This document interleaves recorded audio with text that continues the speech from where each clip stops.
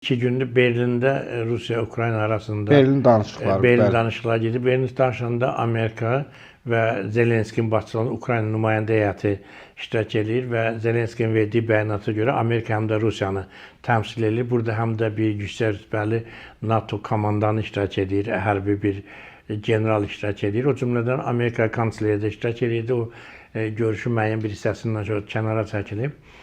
Təbii ki, dünən verilən bəyanatda görə müəyyən ümidlər var idi, amma bugün nəticələrə görə görüşdə yenə də çox ciddi fikir ayrılığı olur. Ondan biri Rusiyanın Donbasla bağlı təkliflərinin Ukraynanın qəbul etməməsidir. Ümumiyyətlə, ərazi güzəştləri ilə bağlı məsələdə Ukraynanın həssas mövqe nümayiş etdirməsidir. Eləcə də qarşılıqlı zəmanətlər. Rusiya Ukraynadan zəmanət istəyir təhlükəsi ilə bağlı. Ukraynada Rusiyanı istəyir. Biz bu məsələni bugün Azərbaycan Demokrat Partiyasının idarə heyətində müzakirə elədik. Biz bu qənaətə gəldik ki, əgər ərazi məsələsində Ukraynanın Rusiya bir-birinə güzəştə getmişsə, bu müharibə o qədər dünya iqtisadiyyatına böyük ziyan vurub, o qədər Rusiyanın özünə də, Ukraynada ziyan vurub və getdikcə bu müharibə digər dövlətlərin də bu müharibəyə qoşulmasına gətirib çıxaracağını nəzərə alıb, biz belə bir iki təklif vermişdik. Birini bir neçə həftə bundan qabaq vermişdik ki, əhali mübadiləsi olsun. Əgər Rusiyanı doğrudan da orada yaşayan Ruslar maraqlandırırsa, 4 milyondan artıq Ukraynalı Rusiyada yaşayır. Bunlar köçürsən Ukraynaya, Ukraynada yaşayan Ruslar köçsün Rusiya. Bəli. Bugün də digər bir ideya vermişik, tarixi Krım dövlətinin bərpası. Yəni, Krım və o işğal olunmuş ərazilər, Krım dövləti formasında bir BMT-nin altında, egedas altında, himayəsi altında bir Krım dövləti yaradılsın. Bir 10 il, 15 il Ukraynanın Rusiyada münasibətdə tam beynəlxalq hüquq müstəvisinə gələndə, onda o həmin Krım dövləti ilə də bağlı ya elə qalar müstəqil dövlət kimi davam edir, ya da ki, orada referendum keçirirlər, ya Rusiya bağlanar, ya Ukrayna bağlar. Yəni, bu məsələnin biz yalnız sən mənə torpaq ver, mən verməyəm kimi qoyacağımız təqdirdə bu münaqişə neçə illər davam edəcək. Baxın, mən sizə bir statistika deməsəm, Rusiya hər saat müharibəyə 18 milyon pul xərcləyir. Hər saat. Hər saatına 18 milyon. Bu dollarda 18 milyon, dollarla deyirsiniz. Dollarla. Təsəvvür edin ki, 2025-ci ilin yanvar sentyabr aylarında 9 ay ərzində 142,225 milyard dollar pul xərcləyib. Rus pulu ilə trilyonda artıq. Yəni, bu nə deməkdir? Eləcə də dövlətin hərbi xərcləri 60% artırılıb, 40% artırılıb, o olub, bu olub. Yəni, Rusiya büdcəsinin böyük bir hissəsi bu müharibə yeyir. Bu həm də, baxın, bu yaxınlarda Rutte belə bir bəyanat verib ki, artıq Rusiya Avropanı hədəfə alıb və biz təcili özümüzün müdafiəsimizlə bağlı ciddi addımlar atmalıyıq. Eləcə də Xəzərdə və Qaradənizdə birisi də Ukrayna hücumlar eləyir. Bəli. O hücumlardan bəziləri də eləcə də Rusiyanın hücumları var Qaradənizdə. Türkiyənin gəmilərinə bəli, Qaradənizdə də bir çox böyük ziyan vurub. Bu nəyə gəlir? Bu uzun müddət Türkiyə bu məsələyə elə belə laqeyd qalmayacaq. Əgər Türkiyənin Qaradənizdə o kommunikasiyalarından və s. müəyyən bir təhlükə yaranacaqsa, Türkiyə məcburdur ki, özünü müdafiə etmək üçün zəruri addımlar atsın. Və bu da Türkiyənin özünün məsələyə bu və paketə qoşulmasına gətirib çıxacaq. Yəni, bir tərəfdən, məsələn, bu yaxınlarda bir Avropa lideri deyir ki, elə eləməsinə ki, biz Kaliningradı məhv edəyək. Yəni, faktiki olaraq artıq ritorikada Rusiya ilə Avropa arasında müharibə başlanmış kimidir. Bunu gizlətmirlər ki, məsələn, bu yaxınlarda Almanya kansleri deyir ki, Rusiyanın əsas hədəfi SDN-i bərpa eləməkdir.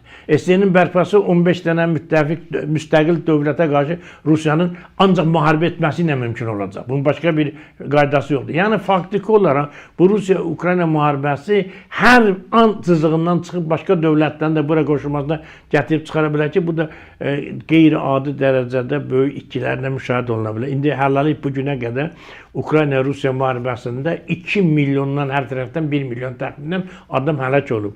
Müharibələrdə belə bir şey var, Zahir bəy. Hər bir nəfər ölənə, tutaq ki, 5 dənə əlil, 15-20 dənə də yaralı düşür də, belə hesablayanda. Əgər 1 milyon adam ölübsə, deməli Rusiyada 5 milyon əlil ayağını itirmiş, qıçını itirmiş, hansı ki, bunlar da dövlətin qayğısına ehtiyacı var. Eləcə də yaralı. Yəni, burada söhbət təkcə puldan getmir, iqtisadiyyatdan getmir. Amma məsələn artıq metalurgiya sektoru çökmək üzrədir Rusiyanın.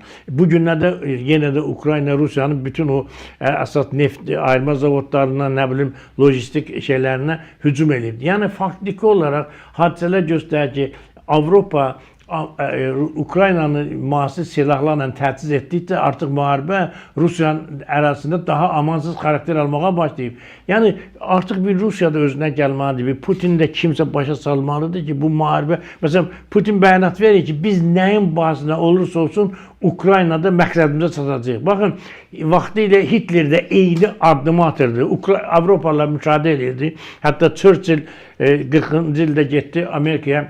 Bir neçə dəfə Amerika gedib, Amerikanı başa sala bilməyəcək ki, bu Hitlerin başlatdığı proses elə Amerikaya qarşı da yönələcək. Hə, təsəvvür edin ki, 41-42-ci ildən sonra Amerikada Roosevelt başa düşdü ki, yox, bu deyəsən Hitler həm də Amerikanın maraqlarına zərbə vurur, o sonradan razılaşdı, 43-cü il ikinci cəbhə açıldı. Bugün də eyni vəziyyətdədir. Yəni, Hitler hansı siyasət aparırsa, Putin də həmin siyasət aparır. Ona görə də dünya ictimaiyyəti burada baxın, bizim necə ki 30 il siyasi müstəvidə Qarabağ münaqişəsini həll etmək bizi məcbur edirdilər. Heç vaxt həll olmadı. İndi də Ukrayna-Rusiya məsələsi siyasi müstəvidə olunur. Hüquqi müstəvidə yox. Qardaşım, beynəlxalq hüquq var, işğal haqqında. Beynəlxalq hüququn işğal haqqında ümumi qətnamələrini tətbiq elə. Bax gör, ortalığa nə vəziyyət çıxacaq. İşğalçı tərəf, işğalın nəticələrindən hər hansı bir şəkildə bəhrələnə bilməz. Bu beynəlxalq hüquq normasıdır. Putin Ukraynanı işğal edir, həm də eyni zamanda deyir ki, işğalın nəticələrindən mən bəhrələnməliyəm.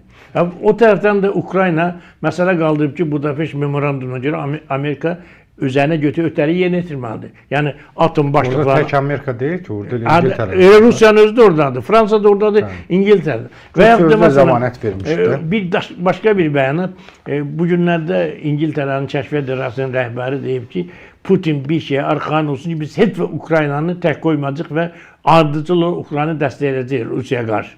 Yəni Avropanın özündə də artıq təkcə Avropa ilə Amerika arasında bu Ukrayna-Rusiya ayrılıq salmayıb. Həm də Avropa İttifaqının öz daxilində belə Rusiya-Ukrayna müharibəsinə görə cəbhələşmə var. Məsələn, bir qrup deyir ki, Rus aktivlərini Ukraynaya verə, bir qrup deyir verməyə. Orban Rusiyanın bir tərəfdaşı, bir vəkili kimi çıxış edir. Orada başqaları daha sərt şəkildə tutaq ki, Rusiya ilə davranmağı tələb edir. Yəni, biz görürük ki, həm də bugünə qədər mövcud olan birliklər, müttəfiqliklər və s. bundan çox ziyan görür. Ona görə də bu müharibə təcili dayandırılmalıdır və müharibə yalnız Amerikanın maraqları baxımından dayandırılmamalıdır. Burada ən əsas məsələ nədir?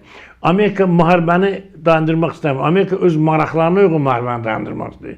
Burada da ədalət qalır bir tərəfdə, beynəlxalq hüquq qalır bir tərəfdə, sonradan Rusiyanın ata biləcəyi addımlar qalır bir tərəfdə, yəni proqnozlaşdırılmayan addımlarını və belə bir şəraitdə əgər Ukraynanı məcbur eləsələr ki, Rusiyanın şərtlərinə əməl eləsin, Rusiya mütləq eyni addımları Orta Asiya respublikalarına, digər Qafqaza və s.